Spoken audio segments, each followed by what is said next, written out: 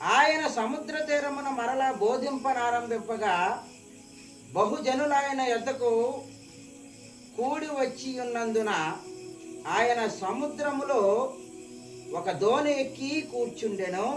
జనులందరూ సముద్ర తీరమున నేల మీద నుండిరి.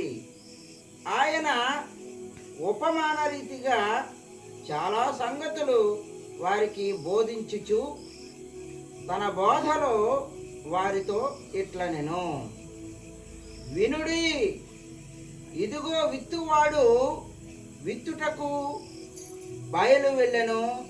వాడు విత్తుచుండగా కొన్ని విత్తనములు త్రోవ ప్రక్కను పడెను. పక్షులు వచ్చి వాటిని మృంగివేసెను. కొన్ని చాలా మన్ను లేని రాతి నేలను పడెను. అక్కడ మన్ను లోతుగా ఉండనందున అవి వెంటనే మొలిచెను గాని సూర్యుడు ఉదయింపగానే అవి మాడి వేరు లేనందున ఎండిపోయెను. కొన్ని మొండ్ల పొదలలో పడెను. మొండ్ల పొదలు ఎదిగి వాటిని అణిచివేసెను గనుక అవి ఫలింపలేదు. కొన్ని మంచి నేలను పడెను.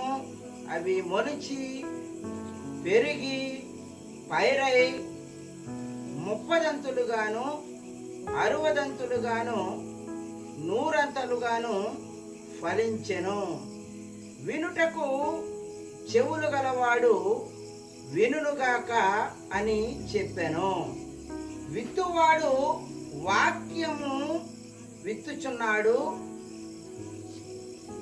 త్రోవ ప్రక్క నుండి వారెవరనగా వాక్యము వారిలో విత్తబడును గాని వారు వినిన వెంటనే సాతాను వచ్చి వారిలో విత్తబడిన వాక్యం ఎత్తుకొని పోవును.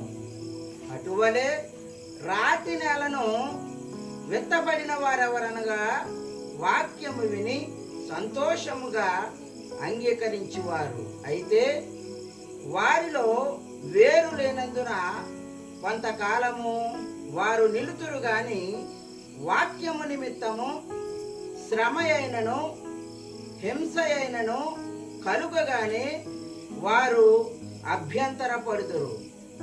ఇతరులు మొండ్ల పొదలలో విత్తబడిన వారు.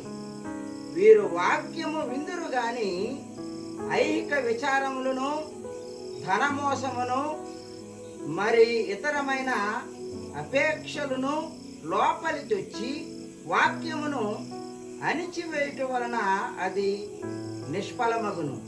మంచి నేలను విత్తబడిన వారెవరనగా వాక్యము విని దానిని అంగీకరించి 30 60 100 ఫలించువారని చెప్పెను.